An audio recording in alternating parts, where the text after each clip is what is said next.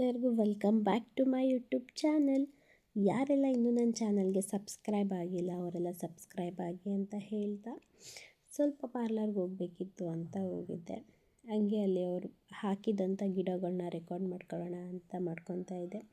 ತುಂಬ varieties of ಗಿಡಗಳನ್ನ ಅವರು ನೆಟ್ಟಿದ್ದಾರೆ, ತುಂಬ ಚೆನ್ನಾಗಿತ್ತು. ಆಮೇಲೆ ಒಳಗಡೆ ಹೋಗ್ತಿದ್ದಂಗೆ ಒಂದು ವೀಡಿಯೋ ಮಾಡಿಕೊಂಡು ಅಲ್ಲಿ ನೋಡಿ ಅಲ್ಲಿ ಇಟ್ಟಿರೋ ರೋಸು ನಾನು ಫಸ್ಟ್ ಸಡನ್ನಾಗಿ ನೋಡಿದ ತಕ್ಷಣ ರಿಯಲ್ ಹೂವು ಅಂದ್ಕೊಂಡು ಹೋಗ್ಬಿಟ್ಟು ನೋಡ್ತಾಯಿದ್ದೆ. ಆವಾಗ ಆಮೇಲೆ ಹೇಳಿದ್ರು ಆಂಟಿ ಇಲ್ಲ ಆರ್ಟಿಫಿಷಿಯಲ್ ಅದು ಅಂತ. ಆಂಟಿ ಸ್ವಲ್ಪ ಸಾಯಿಬಾಬನ ಭಕ್ತೆ, ಅವರು ಹೆವಿ ಭಕ್ತೆ. ಹಾಗೆಯೇ ಅವ್ರು ಸಾಯಿಬಾಬಂಗೆಲ್ಲ ಈ ಥರ ನೋಡಿ ಎಲ್ಲ ರೆಡಿ ಮಾಡಿದರು. ಈ ಶಿವಲಿಂಗ ಅವ್ರು ಹ್ಯಾಂಡ್ ಮೇಡ್ ಮಾಡಿರೋದಂತೆ, ಅವರೇ ಮಾಡಿದ್ದಂತೆ. ಅದಕ್ಕೆ ಚೆನ್ನಾಗಿತ್ತು ಅಂತ ಅದನ್ನು ಒಂದು ಕ್ಲಿಪ್ಪಿಂಗ್ ತಗೊಂಡು ಬಂದೆ. ಅಲ್ಲಿ ಎಲ್ಲ ಮುಗಿಸಿ ಆಯಿತು. ಈ ಅಜ್ಜಿ ನೋಡಿ, ಅಜ್ಜಿದೇ ಅಲ್ಲಿ ಹೋದರೆ ತುಂಬ ಚೆನ್ನಾಗಿ ಮಾತಾಡ್ತಾರಲ್ಲ ಹೊತ್ತು ಅಂದರೆ ಹಂಗೇ ಸ್ವಲ್ಪ ಐರನ್ ಬಟ್ಟೆ ಇಸ್ಕೊಡ್ಬೇಕು ಅಂತ ಅಲ್ಲಿ ಹೋಗಿದ್ದೆ. ಸಂಜೆ ವಾಕಿಂಗೆಲ್ಲ ಹೋಗಿ ಆಮೇಲೆ ಮನೆಗೆ ಬಂದು ಟೈಮ್ ಆಗಿತ್ತು 7 ಹಂಗೆ ಆಗೋಯಿತು. ಎಲ್ಲ ಕೆಲಸಗಳ್ನೆಲ್ಲ ಮುಗಿಸ್ಕೊಂಡು ಬರೋಷ್ಟರಲ್ಲಿ ಆಮೇಲೆ ಪಾಪಕ್ಕೆ ಸ್ವಲ್ಪ ಊಟಕ್ಕೆ ರೆಡಿ ಮಾಡ್ಕೊಳ್ಳೋಣ ಅಂಥೇಳಿ ಅವನಿಗೆ ಕ್ಯಾರೆಟ್ ಮತ್ತು ದಾಲ್ ರೈಸ್ ಮಾಡೋಣ ಅಂತ ರೆಡಿ ಮಾಡ್ಕೋತಾ ಇದ್ದೆ. ಅಕ್ಕಿ ಮತ್ತು ಬೇಳೆ, ಅಕ್ಕಿ 1-2 ಸ್ಪೂನು, 1.5-2 ಹಂಗೆ ತೊಗೊಂಡಿದ್ದೀನಿ. 1 ಸ್ಪೂನ್ ಬೇಳೆ ಹಾಕಿ ಚೆನ್ನಾಗಿ ವಾಶ್ ಮಾಡ್ಕೊತಾ ಇದ್ದೆ. ಒಂದು 3 to 4 ಟೈಮ್ಸ್ ಎಲ್ಲ ನೀಟಾಗಿ ಚೆನ್ನಾಗಿ ವಾಶ್ ಮಾಡ್ಕೊಂಡು ಆಮೇಲೆ ಕ್ಯಾರೆಟ್ ಕಟ್ ಮಾಡ್ಕೊಳ್ಳೋಣ ಅಂತ ಕ್ಯಾರೆಟ್ ತೊಗೊಂಡೆ. ನೋಡಿ ಈ ಥರ ಸಣ್ಣದಾಗಿ ಕಟ್ ಮಾಡ್ಕೊಂಡು ಇಟ್ಕೊಂಡೆ. ಆಮೇಲೆ ಅದನ್ನು ಕೂಡ ವಾಶ್ ಮಾಡಿ ಕುಕ್ಕರ್ ಒಳಗಡೆ ಹಾಕೋತಾ ಇದ್ದೀನಿ.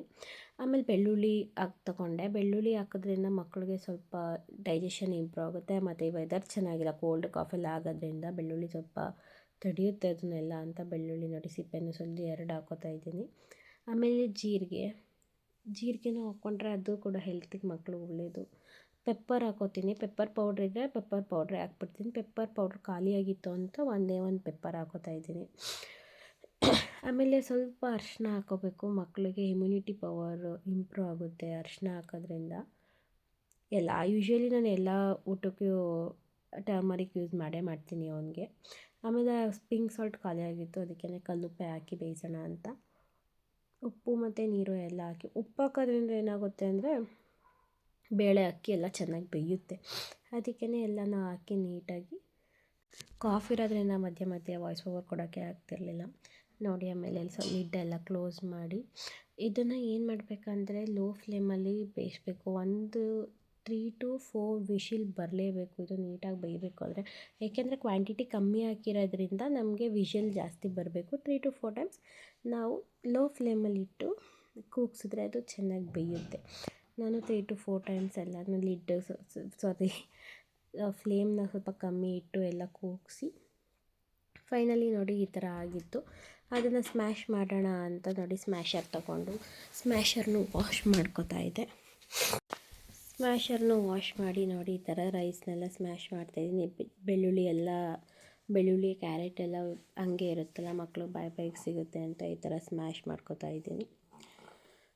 ಸ್ಮ್ಯಾಶ್ ಮಾಡಿ ಸ್ವಲ್ಪ ವಾಟರ್ ಸ್ವಲ್ಪ ಜಾಸ್ತಿ ಆಗಿಬಿಟ್ಟಿದೆ, ನಾನು ಅದಕ್ಕೆ ಇನ್ನೊಂದು ಸ್ವಲ್ಪ ಬೇಯಿಸೋಣ ಅಂತ ಹಂಗೆ ಸ್ಲೋ ಫ್ಲೇಮಲ್ಲಿ ಇಟ್ಟು ಬೇಯಿಸ್ಕೊಂಡೆ. ನೋಡಿ ಫೈನಲಿ ಈ ಥರ ಒಂದು ಬಟ್ಲಿಗೆ ಶಿಫ್ಟ್ ಮಾಡಿಕೊಂಡು ಒಂದು ಕಾಫಿ ಇರೋದನ್ನ ಸ್ವಲ್ಪ ತುಪ್ಪನ ಆ್ಯಡ್ ಮಾಡಿಕೊಂಡು ಮಿಕ್ಸ್ ಮಾಡ್ಕೋತಾ ಇದ್ದೆ. ಫೈನಲಿ ನೋಡಿ ಅವನ ಊಟ ಈ ಥರ ರೆಡಿ ಆಯಿತು. ಅವನಿಗೆ ಊಟ ಎಲ್ಲ ಮಾಡಿಸಿ ಅವನ ಜೊತೆನೂ ಸ್ವಲ್ಪ ಹೊತ್ತೆಲ್ಲ ಆಟ ಆಡಿ ಮಲಗಿಸಿ ಆಮೇಲೆ ಮುದ್ದೆ ಮಾಡೋಣ ಅಂತ ಬಂದೆ. ಮುದ್ದೆ ಮಾಡೋದಕ್ಕೆ ನೋಡಿ ಬಿಸಿನೀರು ಕಾಯೋಕ್ಕೆ ಇಟ್ಟಿದ್ದೀನಿ. ಆಮೇಲೆ ಸ್ವಲ್ಪ ಒಂದೇ ಮುದ್ದೆ ಮಾಡೋದ್ರಿಂದ ಒಂಚೂರು ಹಸಿಟ್ಟು ಹಾಕಿ ರಾಗಿ ಹಸಿಟ್ಟನ್ನ ಸ್ವಲ್ಪ ಕಲಿಸ್ತಾ ಇದ್ದೀನಿ. ಹೆಣ್ಮಕ್ಳಿಗೆ ಅಡುಗೆ ಮಾಡೋದಂದರೆ ಖುಷಿ ಇರುತ್ತೆ. ಅದರಲ್ಲೂ ಹೌಸ್ ವೈಫ್ಗೆ ಮಕ್ಕಳು ಕಟ್ಕೊಂಡು ಮಾಡೋದು ಇನ್ನೂ ದೊಡ್ಡ ಟಾಸ್ಕ್ ಅನ್ನೋ ಥರ ಆಗ್ಬಿಟ್ಟಿರುತ್ತೆ. ಏನೂ ಮಾಡೋಕ್ಕಾಗಲ್ಲ, ಮಾಡಲೇಬೇಕು. ನೋಡಿ ಈ ಥರ ಎಲ್ಲ ಆದಮೇಲೆ ಆಮೇಲೆ ಏನಾಯಿತು ಅಂದರೆ ಪಾತ್ರೆ ಬೆಳಗಿರಲಿಲ್ಲ. ಪಾತ್ರೆ ವಾಶ್ ಮಾಡ್ಕೊಬಿಡೋಣ ಅದು ಕುದಿ ಬರೋವರೆಗೂ ಅಂತ ಸ್ವಲ್ಪ ಪಾತ್ರೆ ಎಲ್ಲ ಇತ್ತು, ಬೆಳ್ಕೋತಾ ಇದೆ. ಎಲ್ಲ ಹೆಣ್ಮಕ್ಳಿಗೂ ಇರುತ್ತೆ, ಎಲ್ಲ ಕೆಲಸನೂ ಮಾಡೋಕ್ಕೆ ಇಷ್ಟ ಇರುತ್ತೆ, ಬಟ್ ಪಾತ್ರೆ ಬೆಳಗೋದಕ್ಕೆ ಇಷ್ಟ ಇರೋಲ್ಲ. ಹಾಗೆ ನನಗೂ ಹಂಗೇ ಕೆಲಸ ಎಲ್ಲ ಮಾಡಿಬಿಡ್ತೀನಿ, ಬಟ್ ಪಾತ್ರೆ ಬೆಳಗೋದು ಅಂದರೆ ನನಗೆ ಇರಿಟೇಷನ್ ಆಗ್ತಿರುತ್ತೆ. ಫೈನಲಿ ಪಾತ್ರೆ ಎಲ್ಲ ಬೆಳಗಾಯಿತು. ಅಷ್ಟರಲ್ಲಿ ರಾಗಿ ಅಂಬಲಿನೂ ಕುದೀತಾ ಇತ್ತು, ಮುದ್ದೆ ಮಾಡಿಬಿಡೋಣ ಅಂತ ಮಾಡ್ತಾಯಿದ್ದೆ. ಕಲರ್ಸ್ ಕನ್ನಡದಲ್ಲಿ ಅನುಬಂಧ ಅವಾರ್ಡ್ಸ್ ಬರೋದ್ರಿಂದ ಅದನ್ನ ನೋಡೋ ಇದರಲ್ಲಿ ರಾಗಿ ಅಂಬಲಿನೆಲ್ಲ ಸುರಿಸ್ಬಿಟ್ಟೆ. ಮತ್ತು ಇನ್ನೊಂದು ಸ್ವಲ್ಪ ಹಾಕಿ ಎಲ್ಲ ಮಾಡಿ ನೋಡಿ ಇವಾಗ ಸಿಟ್ಟಾಗ್ತಾಯಿದೆ, ಅದು ಅಂಬಲಿ ಎಲ್ಲ ಸುರಿದೋಗ್ಬಿಟ್ಟಿತ್ತು. ಆಮೇಲೆ ಮತ್ತೆ ಇನ್ನೊಂದು 5-6 ನಿಮಿಷ ಬೇಯಿಸಿದೆ. ಅಷ್ಟರಲ್ಲಿ ಮುದ್ದೆ ಎಲ್ಲ ಆಯಿತು ನೋಡಿ. ಫೈನಲಿ ಊಟನೂ ರೆಡಿ ಆಯಿತು. Thank you for watching. Please like and subscribe my channel.